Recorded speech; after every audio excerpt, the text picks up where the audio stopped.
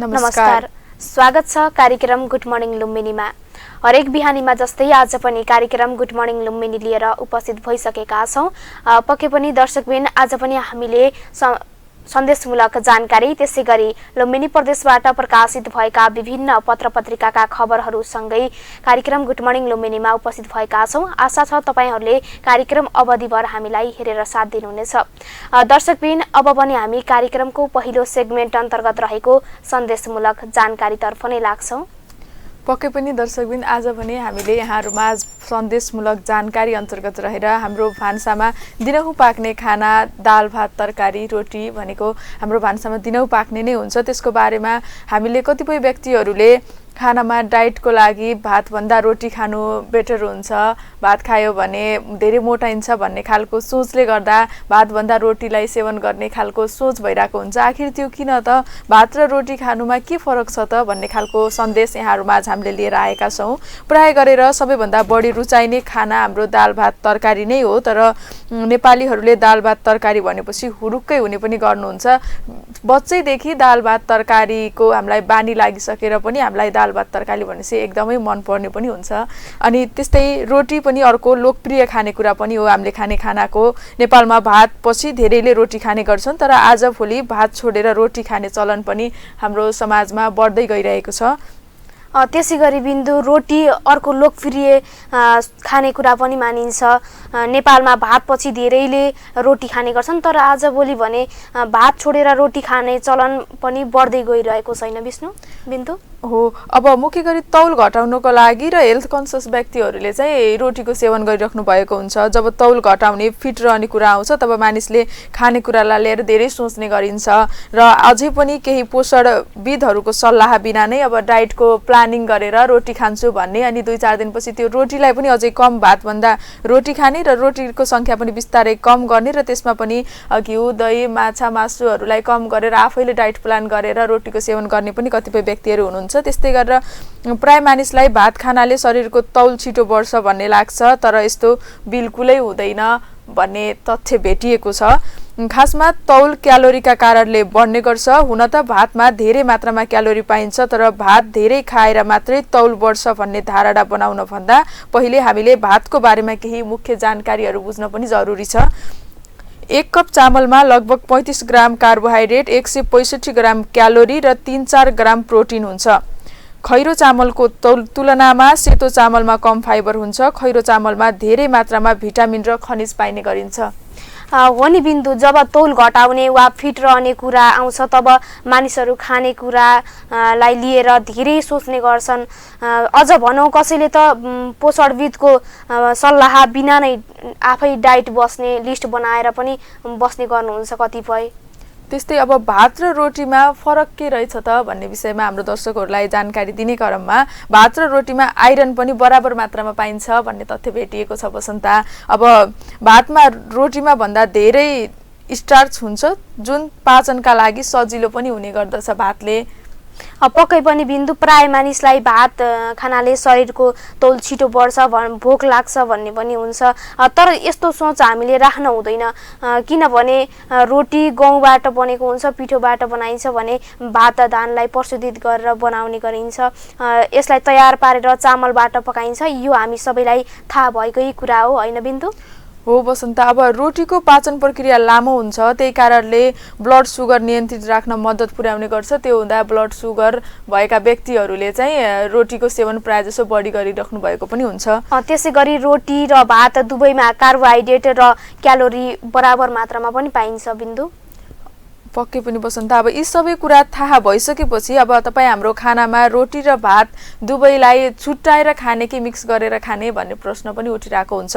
रोटी र भात हामीले छुट्टा छुट्टै खाएर रोटी खाएर तौल घट्ने भन्दा पनि अब सुगर प्रेसर भएका बिरामीहरूले अथवा भात खाइसकेपछि छिटो मात्रामा पिसाब लाग्छ भन्ने खालको गाउँघरमा मान्यता पनि भएको सुनिन्छ हामीले। त्यो हुँदा हामीले रोटीको सेवन पनि गरिरहेको हुन्छौँ, तर वास्तवमा हाम्रो खानामा रोटी र भात दुईटैलाई मिसाएर खानु नै हाम्रो खानाको लागि उपयुक्त हुन्छ। पक्कै पनि बिन्दु रोटी पोषक तत्त्वले भरपूर हुन्छ र यसमा सोडियम पनि पाइन्छ। हरेक 120 ग्राम आटामा 190 मिलिग्राम सोडियम हुन्छ, तर भातमा भने सोडियम पाइँदैन। कतिपयलाई जानकारी नहुन पनि सक्छ। रोटीमा पोटासियम, आइरन, क्याल्सियम र फस्फोरस पनि हुन्छ, तर भातमा भने क्याल्सियम हुँदैन, साथै पोटासियम र फस्फोरस पनि एकदमै कम मात्रामा पाइन्छ बिन्दु।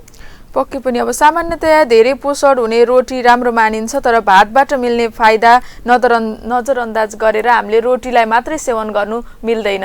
भातमा धेरै मात्रामा फोलेट हुन्छ, भातमा भिटामिन बी पनि सुक्खा रोटीमा भन्दा बढी नै पाइन्छ।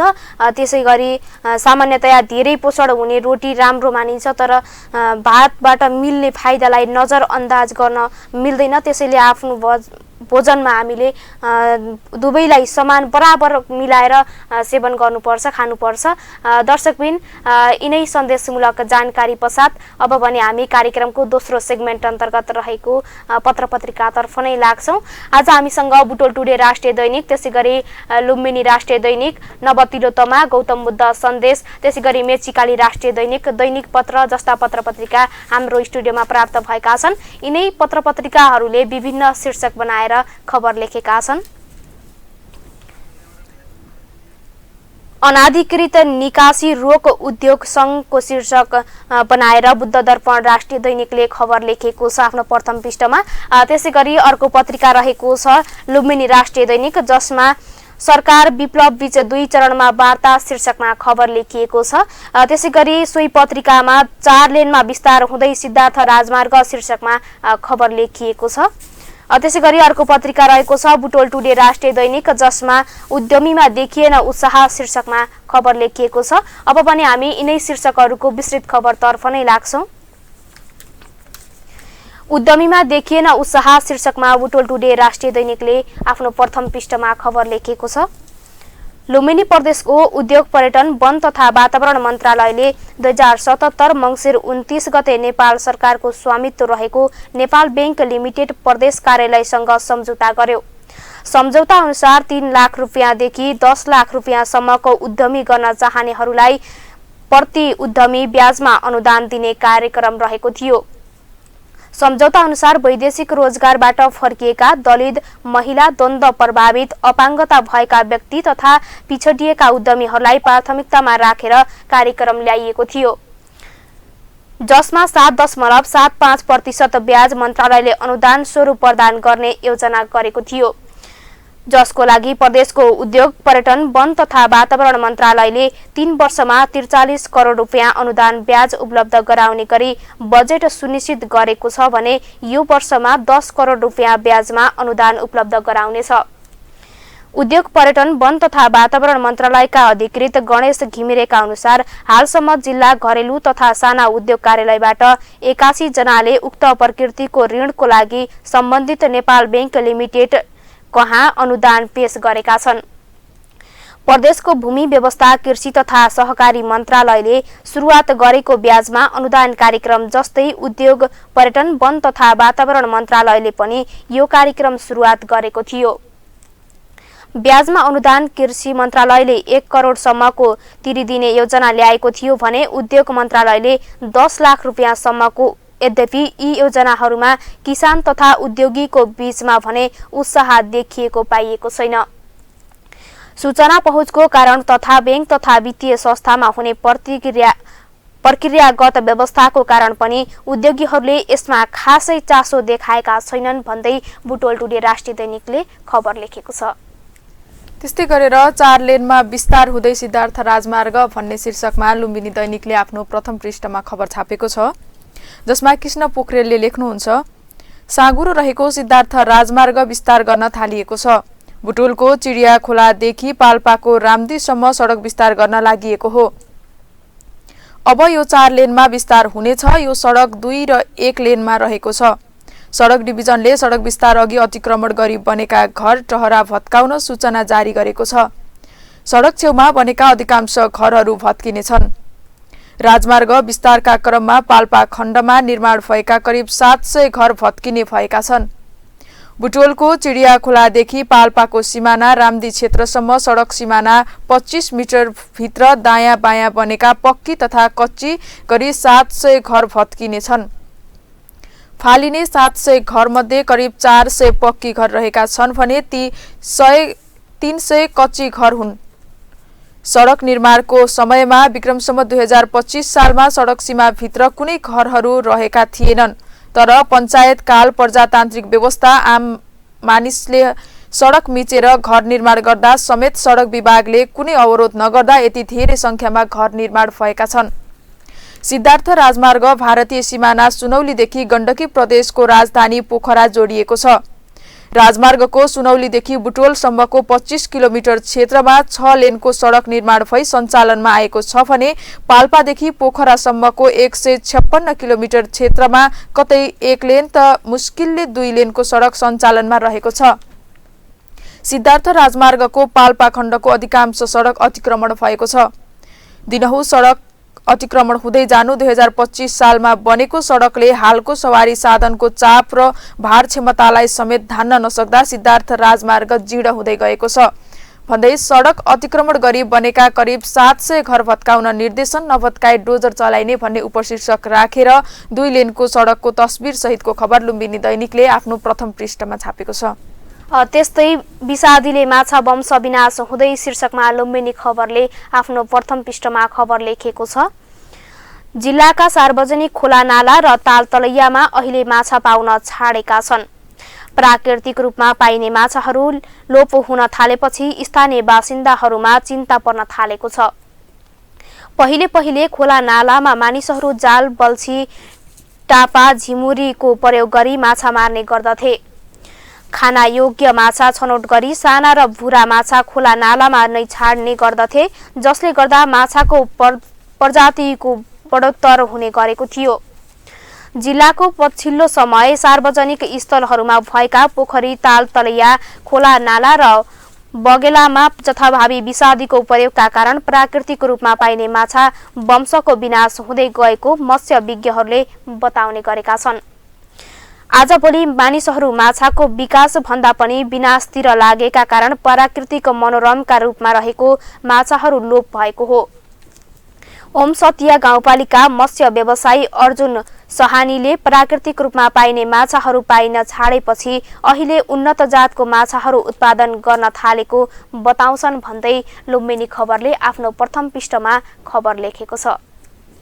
त्यस्तै गरी बुद्ध दर्पणमा अनाधिकृत निकासी रोक भन्ने शीर्षकमा उद्योग संघको खबर छापिएको छ।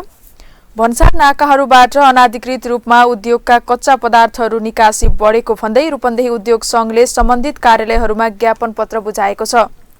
गैर कानूनी ढंगबाट निकासी बढेका कारण नेपाली रिसाइक्लिङ उद्योगहरू बन्दको अवस्थामा पुगेको भन्दै संघले प्रशासन र भन्सारका कार्यालयहरूमा ध्यानाकर्षण गराएको छ।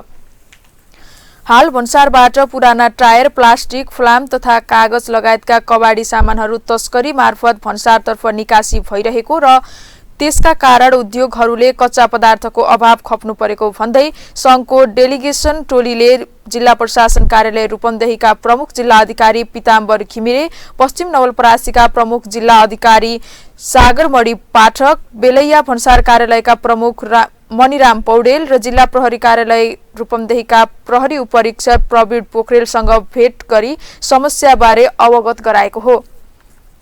संघका अध्यक्ष बाबुराम बोहराको नेतृत्वमा गएको डेलिगेसन टोलीले संघमा आबद्ध उद्योगीहरूले खप्नु परिरहेका समस्या समाधानका लागि तत्काल पहलको कदमका लागि आग्रह समेत गरेको थियो भन्ने खबर बुद्ध दर्पणले आफ्नो प्रथम पृष्ठमा छापेको छ।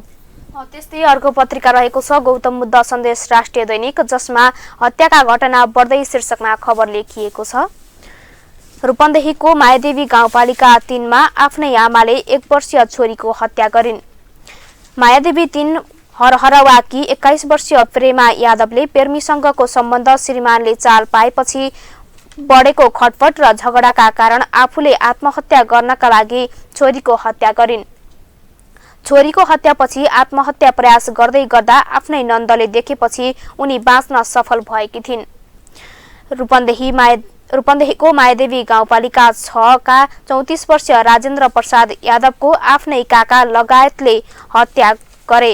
राजेन्द्रलाई सम्पत्ति दिनुपर्ने भएपछि आफ्नै काका रामविलास यादवले 2077 माघ 6 गते केही व्यक्तिहरूलाई लगाएर हत्या गरेका थिए भन्दै गौतम बुद्ध सन्देशले आफ्नो प्रथम पृष्ठमा खबर लेखेको छ। त्यस्तै गरी मेचीकाली राष्ट्रिय दैनिकले आगोलागीका घटना बन्दै भन्ने शीर्षकमा खबर छापिएको छ, जसमा दाङको खबरलाई यहाँ उठान गरिएको छ। गर्मीयाम सुरु भएसँगै आगोलागीका घटना वृद्धि भएका छन्। पछिल्लो एक सातामा दाङ र प्युठानमा आधा दर्जन आगोलागीका घटना भएका छन्। यी घटनाबाट प्युठानमा 1 को ज्यान गएको छ भने लाखौंको क्षति भएको छ। दाङमा यस्तै साताको आइतबार र सोमबार भएको आगलागीमा करिब रु 50 लाख भन्दा बढीको क्षति भएको छ। आइतबार देउखुरीको गडुवा गाउँपालिका 7 शान्तिपुरमा आगोलागी हुँदा 3 घर र 2 गोठ पूर्ण रूपले जलेका छन्। आइतबार साँझ करिब 6 बजेको समयमा आगलागी हुँदा कडबहादुर राणाको घर र गोठ, उनकी आमाको घर र सोही ठाउँ निवासी मणिराम रिजालको घर तथा गोठ आगोलागीबाट जलेर नष्ट भएको गाउँपालिकाका अध्यक्ष सहजराम यादवले जानकारी दिए। उक्त घटनामा रु 20 लाख भन्दा बढीको क्षति भएको जिल्ला प्रहरी कार्यालयका प्रवक्ता प्रहरी नायब उपरीक्षक मुकुन्द रिजालले जानकारी दिए भन्ने खबर मेचीकाली राष्ट्रिय दैनिकले आफ्नो प्रथम पृष्ठमा छापेको छ। त्यसै गरी अर्को पत्रिका रहेको छ बुटोल टुडे राष्ट्रिय दैनिक, जसमा मुसिकोटमा जापानी राजदूतावासको सहयोगमा विद्यालय शीर्षकमा खबर लेखिएको छ। जापानी राजदूतावासको सहयोगमा गुल्मीको मुसिकोट नगरपालिका 2 अन्तर्गत नेपाल राष्ट्रिय त्रिभुवन माध्यमिक विद्यालयमा 4 कोठे पक्की भवन निर्माण गरिएको छ। जापानी संस्था जीजीपी को आर्थिक सहयोगमा नवनिर्मित भवन बुधबार एक कार्यक्रमका बीच नेपाल स्थित जापान राजदूतावासका फर्स्ट सेक्रेटरी मियामोतो केन्तरे र प्रोजेक्ट म्यानेजर नाउरो कोटेले विद्यालय व्यवस्थापन समितिका अध्यक्ष मदनदीप घिमिरेलाई भवनको चाबी हस्तान्तरण गरेका छन्। नवनिर्मित 4 कोठे भवन विद्यालय व्यवस्थापन समितिलाई हस्तान्तरण गर्दै राजदूतावासका फर्स्ट सेक्रेटरी मियामोतो केरेन्तेले गाउँमै बसेर प्राविधिक शिक्षा लिन चाहेका विद्यार्थीहरूका लागि यसले थप सहयोग पुर्याउने बताए भन्दै बुटोल टुडे राष्ट्रिय दैनिकले खबर लेखेको छ। त्यस्तै गरेर लुम्बिनी दैनिकले सरकार विप्लव बीच 2 चरणको वार्ता भन्ने शीर्षकमा खबर छापिएको छ। सरकार र नेत्रविक्रम चन्द विप्लव नेतृत्वको बीचको दोस्रो चरणको वार्ता सम्पन्न भएको छ। गृहमन्त्री रामबहादुर थापा नेतृत्वको सरकारी वार्ता टोली र खड्गबहादुर विश्वकर्मा नेतृत्व विप्लव समूहको वार्ता टोली बीच बुधबार नै 2 चरणमा छलफल भएको हो। पहिलो चरणमा बुधबार बिहान प्रधानमन्त्री निवास बालुवाटारमा छलफल भएको थियो। वार्ता सकारात्मक रहेको सरकारी वार्ता टोलीका सदस्य एवं प्रधानमन्त्रीका परराष्ट्र मामिला सल्लाहकार राजन भट्टराईले जानकारी दिएका छन्। नेपाल सरकार र नेत्रविक्रम चन्द विप्लवले नेतृत्व गर्नुभएको नेकपाको वार्ता टोली बीच दोस्रो चरणको वार्ता अहिले साँझ सम्पन्न भयो। वार्ता विषय केन्द्रित भएको, दुवै पक्ष समान धारणा नजिक पुगेको र छिट्टै सकारात्मक निष्कर्षमा पुग्ने अपेक्षा गरिएको छ।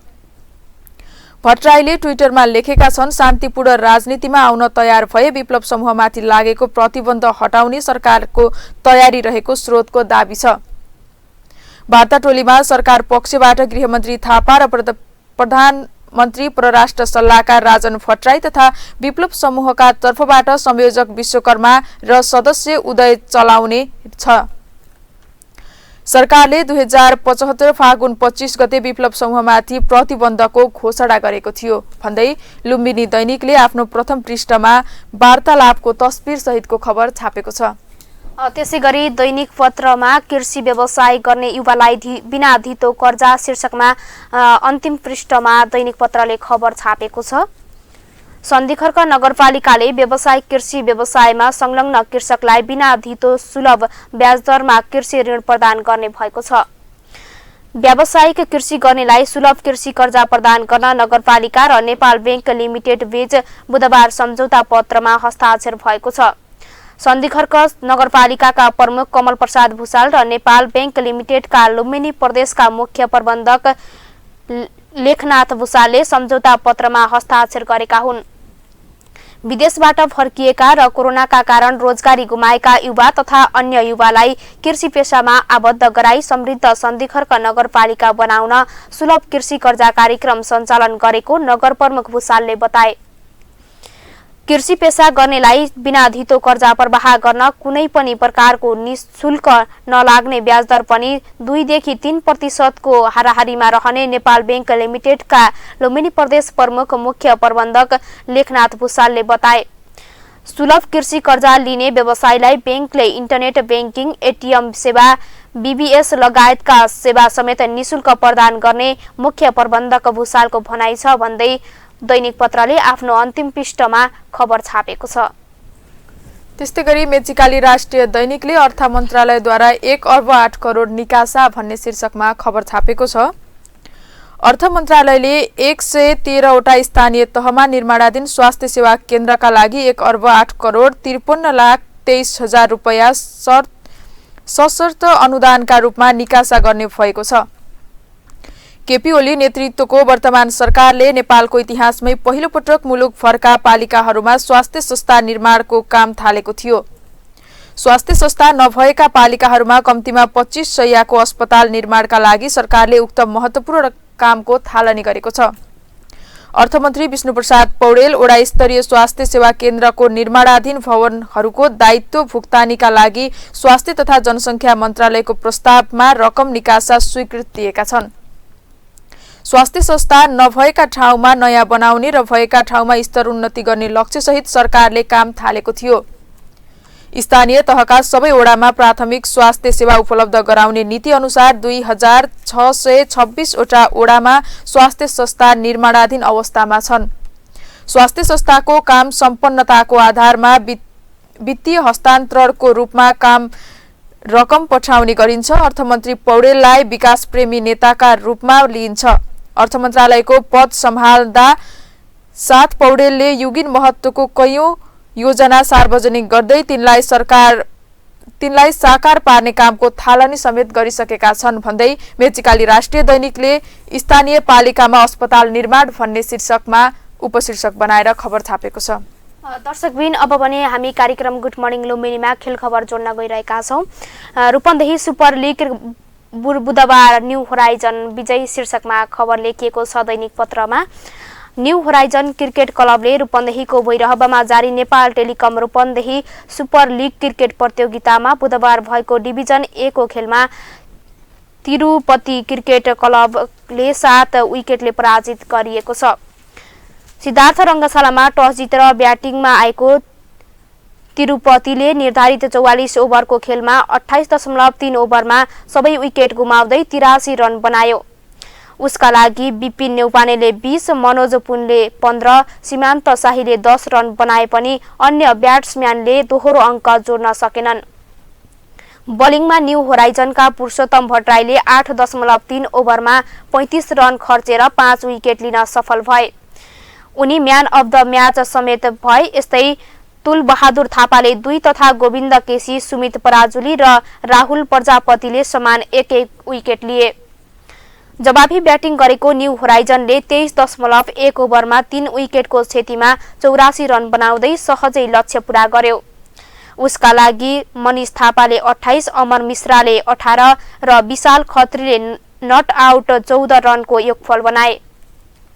बलिङमा निरुपतिका बरिस अहमद, प्रदीप जैसवाल र बिपिन नेउपानेले समान 1-1 विकेट लिए। बिहिबार डिभिजन ए को देवदह क्रिकेट युनिट र वेस्टर्न क्रिकेट क्लब बीच प्रतिस्पर्धा हुने आयोजक संस्था रूपन्देही क्रिकेट संघका अध्यक्ष प्रशान्त विक्रम मल्लले बताए भन्ने शीर्षक भन्दै दैनिक पत्रले खबर लेखेको छ।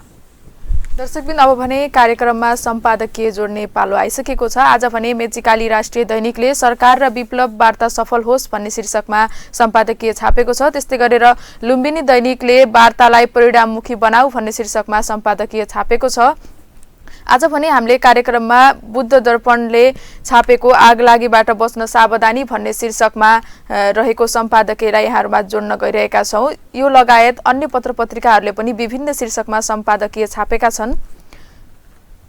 मिरिङ दिन गाउँपालिका 8 खामलुङ दोभानमा गत 18 गते लागेको आगोमा 49 घर जलेर नष्ट भएसँगै 55 परिवार विस्थापित हुन पुगे।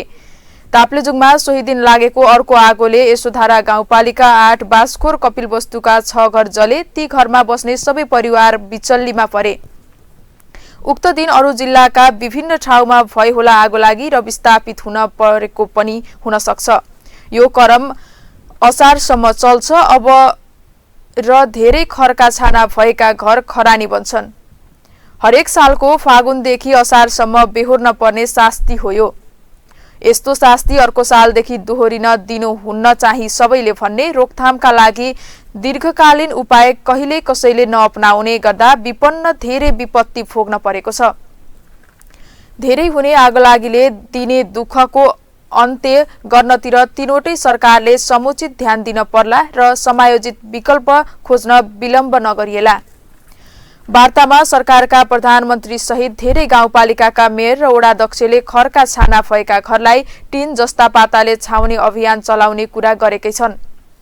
व्यवहारमा कति उतारेका छन्? आगोलागीका समाचारले आफै जवाफ दिने गरेका छन्। टिन जस्ता पाताले छाएपछि आगोलागीको घटना अलि कम चाहिँ हुन सक्छ, तर आगोलागी हुने क्रम रोकिन्छ भन्न चाहिँ सकिँदैन। फुसको घरमा भन्दा टिनको छाना भएका घरमा आगोलागी कम होला। सानो झिल्कोले झ्याप्पै नटिप्ला। चैत वैशाख जेठ र असारको दोपहरको चर्को घामले टिन पनि पग्लेला जस्तो पार्छ। त्यस्तो उखरमाउलो गर्मीका बेलामा त झन बढी आगो लाग्न सक्छ। सावधानी अपनाउन बिर्सिएमा तुलनात्मक रूपमा खरभन्दा टिन र जस्ता पाताले छाएका घरमा कम आगोलागी भए पनि त्यत्तिकै समस्या समाधान नगर्ला। सम्भव हुन सक्छ भन्ने अरू विकल्प खोज्दा राम्रै होला। गाउँघरमा मात्रै होइन, आगोलागी हुने दाउरा घाँस काट्न र गोठाला जानेको सानो भुलचुक र बदमासीले वनमा पनि आगो लाग्छ। त्यसले त झन् जीविक विविधतालाई नै नष्ट पार्छ। वनमा लागेको आगोको लपकोले हुरी बतास हुर्राएर गाउँमा पुर्याएर सखाप पार्ने गरेको नबिर्सियोस्। वनको डढेलो रोक्ने प्रयासलाई पनि प्रोत्साहन गरियोस्। आगोले घर गोठ वन मन मात्रै होइन, धेरैजना धन पनि नाश गरिएको छ। समयमै सावधानी अपनाएर सुरक्षाका सबै उपाय सदुपयोग गर्ने हो भने जनधन वन र मनको उद्धार र उपकार हुन सक्छ। गाउँमा आगो लागेपछि कुवा खन्ने योजना चाहिँ बन्ने, तर कहिल्यै पूरा नहुने चलनको अन्त्य हुनै पर्छ भन्ने आग्रह छ हाम्रो पनि। गर्मी र खडेरीमा हुने आगोलागी र क्षति बर्सातमा हुने बाढी कटान डुबान र पहिरोले दिने दुःख र दुर्गति एवं जाडोमा चल्ने शीतलहर जुनसुकै बेला हुन सक्ने भूकम्पलाई दैवी प्रकोपका रूपमा परिभाषित गरिन्छ।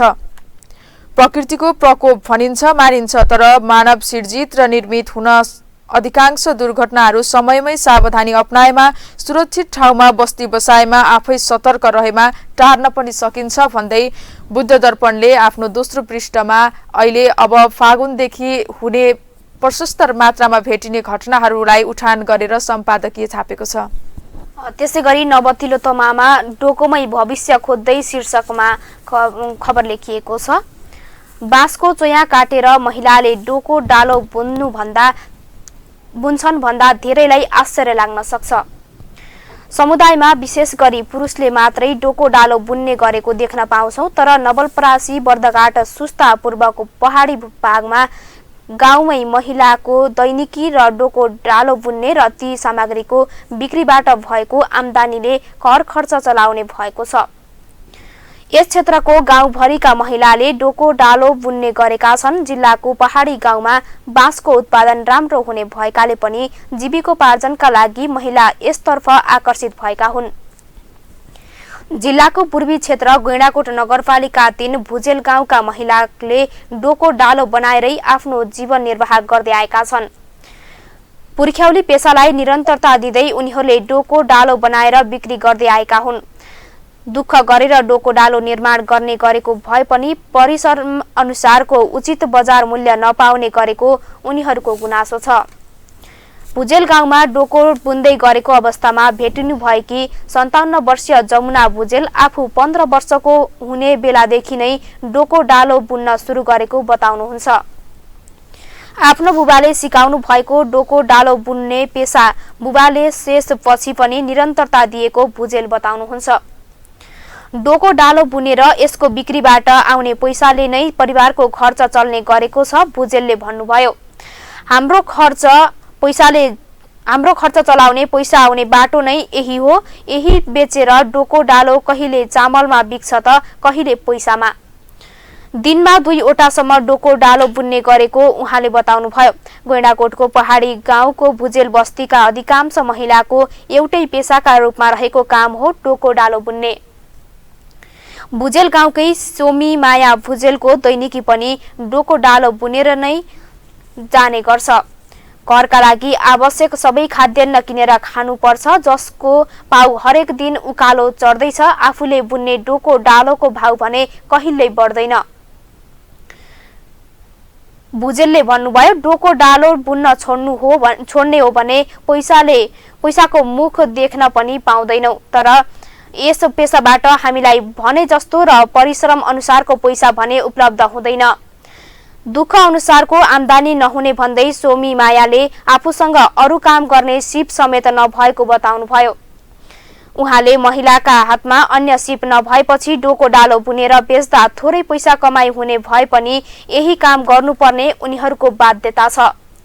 निर्माण गरेको सामग्रीबाट हुने आम्दानीले डोको डालो बनाउन गर्नुपर्ने परिश्रम र बाँस खरिद गर्न आवश्यक पर्ने पैसा समेत नउठ्ने उनीहरूको गुनासो छ। 3 वर्ष अघि 100 मा बिक्री हुने डोकोको मूल्य अहिले पनि बढेको छैन। स्थानीय तह र किसानका लागि काम गर्दै आएका संघ संस्थाले उनीहरूले निर्माण गरेको सामग्रीको उचित मूल्य निर्धारण सहित बजारीकरणको व्यवस्था गरिदिनु पर्ने भुजेल गाउँकी सुमी माया गुरुङ बताउनुहुन्छ। उहाँले भन्नुभयो, हामीले बुनेको डोको डालो कहिले 70 त कहिले 80 मा बेच्नुपर्ने बाध्यता छ। सबै धेरै मूल्य भनेको 100 सम्म पाउने गरेका छौं। स्थानीय तहले भने किसानको उत्पादनलाई उचित मूल्य दिनका लागि काम भइरहेको बताउँछन्। 2 वर्ष पहिले स्थानीय उत्पादनको बजारीकरणमा सहयोग पुर्याउने आश्वासन दिएको गैंडाकोट नगरपालिकाले उनीहरूले उत्पादन गरेको सामग्रीको उचित बजारीकरणका लागि पहल गर्ने बताएको छ भन्दै नवतिलोत्तमामा खबर लेखिएको छ। दर्शकबिन, आज भने हामीले कार्यक्रम अन्तर्गत रहेर यहाँहरूमा आज रोटी र भात खानु फाइदाजनक हुन्छ र रोटी र भात फरक गरेर खानु वा एकै ठाउँमा खानु बेस हुन्छ भन्ने विषयमा यहाँहरूमा चर्चा गरिसक्यौं र त्यो सँगसँगै हाम्रो स्टुडियोमा प्राप्त पत्रपत्रिकाहरूले छापेका खबरहरूका बारेमा पनि यहाँहरूमा चर्चा गरिसकेका छौं भने कार्यक्रमको अन्तिम समय अर्थात् बिदा हुने समय आइसकेको छ। हाम्रो कार्यक्रम कस्तो लाग्छ जस्तो लाग्छ त्यस्तै सल्लाह सुझाव र प्रतिक्रिया दिन नबिर्सिनुहोला। राज्य टेलिभिजन हेर्दै गर्नुहोला। यहाँहरूको दिन शुभ रहोस्। नमस्कार।